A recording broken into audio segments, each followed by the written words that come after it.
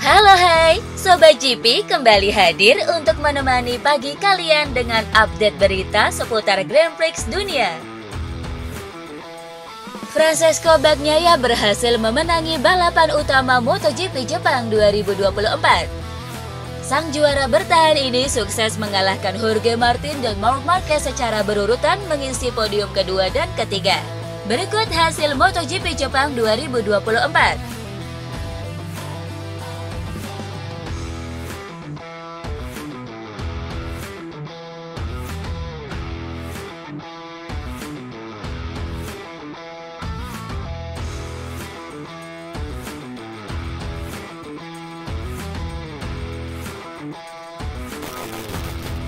Pecco Bagnaia sukses menyapu bersih dua balapan di MotoGP Jepang yang digelar di sirkuit Twin Ring Motegi. Usai tampil sempurna di sprint race pada hari Sabtu, Pecco Bagnaia kembali menunjukkan dominasinya pada balapan hari Minggu. Ia tampil solid sejak start dan terus memimpin hingga bendera finish berkibar. Usai balapan, rider asal Italia itu mengaku sangat senang. Pasalnya ia bisa memangkas hingga 11 poin dari Jorge Martin di tabel klasemen sementara. Saya merasa sangat senang. Kami berhasil meraih 11 poin akhir pekan ini, itu adalah poin maksimal. Hari ini Jorge jauh lebih kuat dibandingkan hari-hari lainnya. Jadi saya hanya berusaha untuk menjaga jarak. Karena hari ini tidak mudah untuk tetap konsisten dengan ban. 10 putaran pertama luar biasa, jadi saya sangat senang. Insiden yang cukup mengerikan terjadi di awal perlombaan balapan utama MotoGP Jepang 2024. Insiden ini melibatkan Alex Marquez dan Joan Mir. Pada prosesnya, Alex Marquez menabrak bagian belakang motor Joan Mir saat berada di tikungan.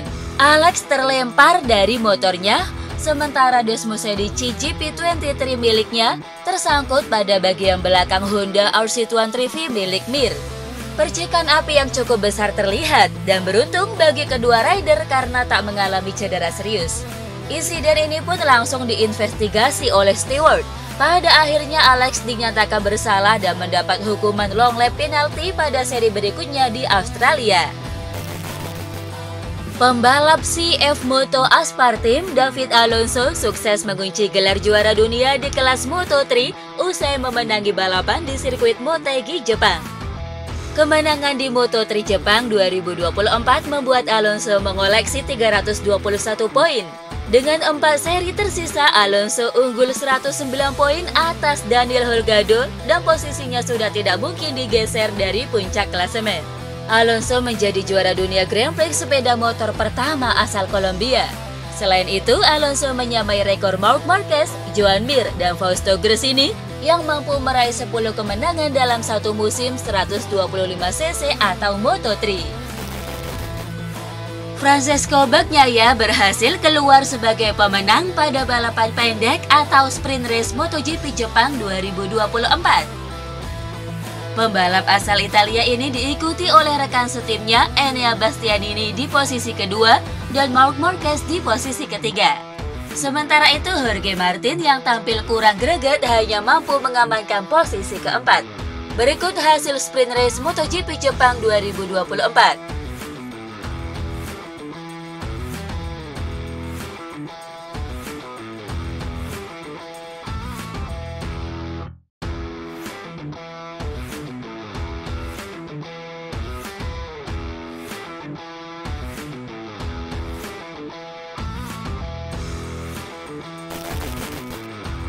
Pedro Acosta mengungkap penyebab dirinya terjatuh jelang berakhirnya sprint race MotoGP Jepang 2024. Start posisi terdepan, Acosta gagal mempertahankan posisinya. Namun tak butuh waktu lama bagi sang rookie untuk kembali berada di posisi terdepan.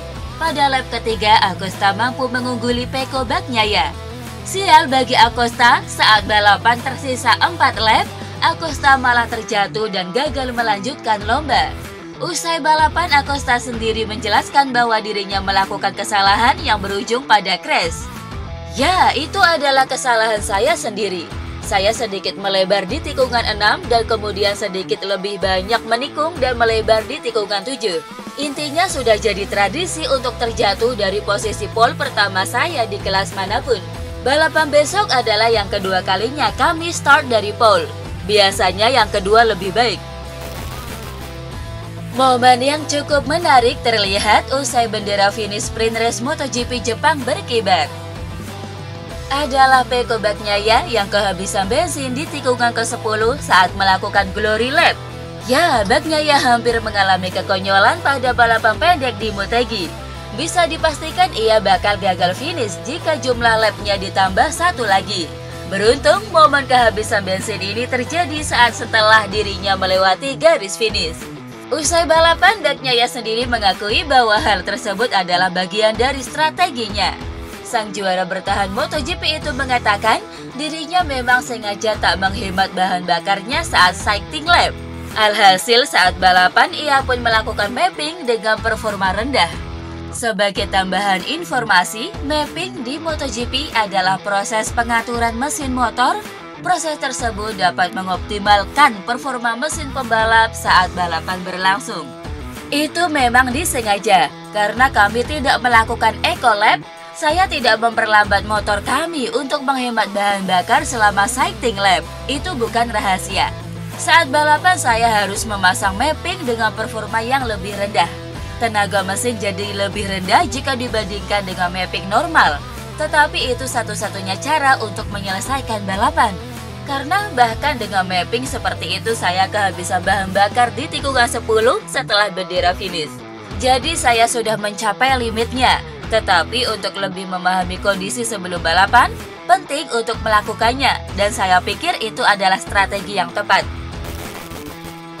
Kesialan dialami Brad Binder saat sprint race di sirkuit Motegi pada Sabtu siang.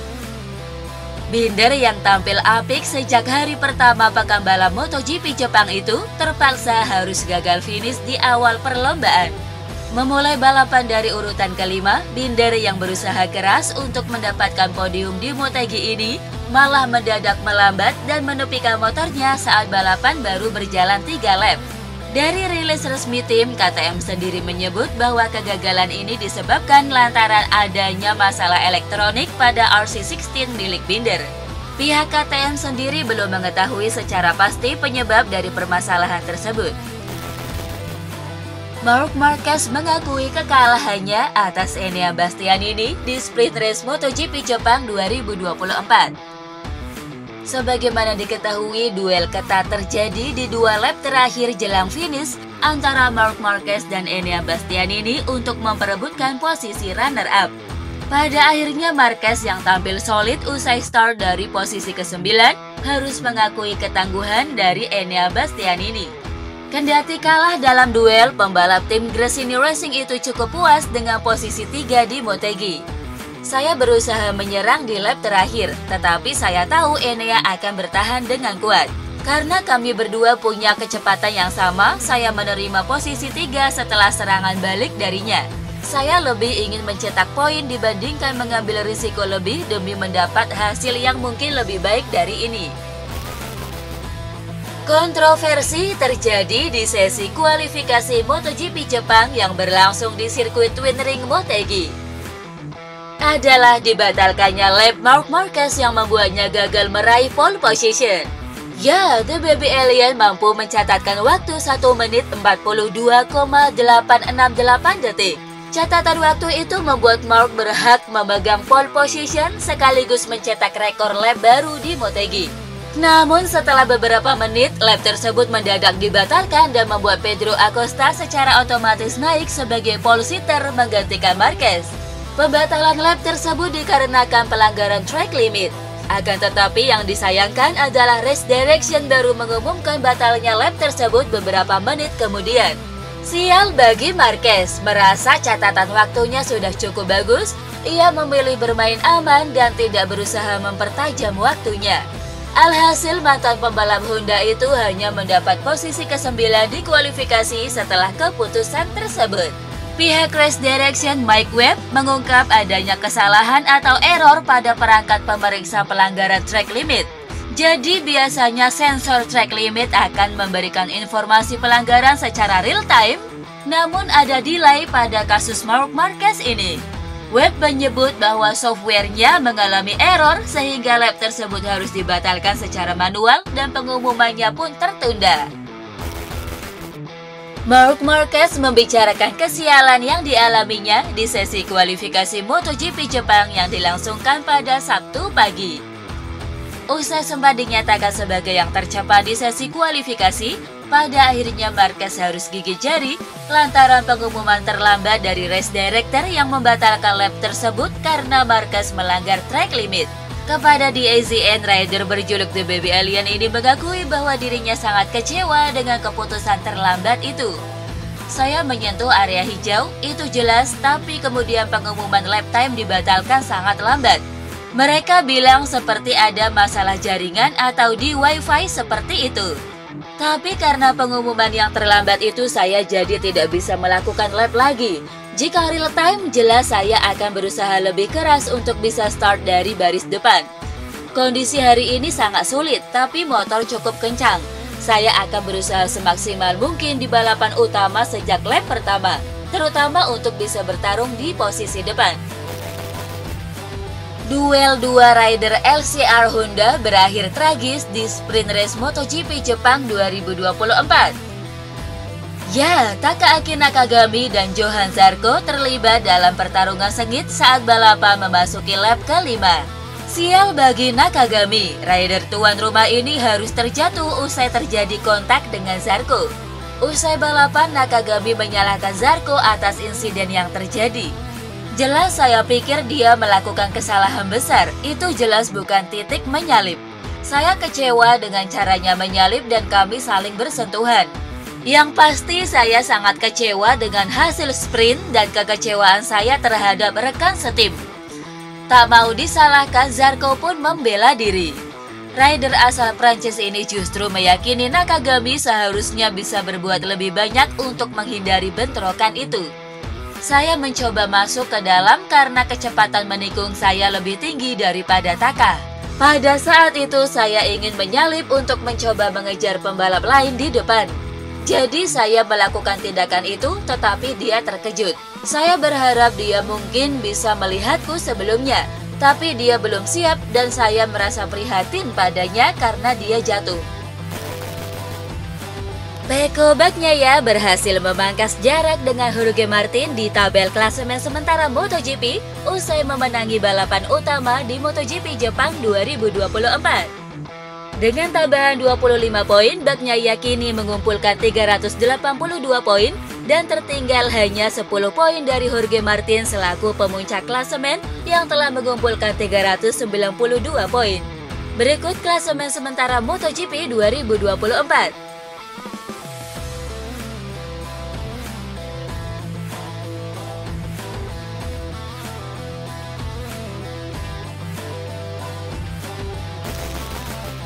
Prinsipal Williams Racing, James Fox, mengungkap alasan pihaknya merekrut Carlos Sainz sebagai pembalap mereka untuk kompetisi musim depan. Sebagaimana diketahui, Williams Racing telah sukses mendapatkan tanda tangan Carlos Sainz Jr. dari Ferrari untuk musim 2025 mendatang. Ketika ditanya mengenai alasan mengapa Fox begitu tertarik mendatangkan Sainz, ia mengaku terkesan dengan kehebatan sang pembalap.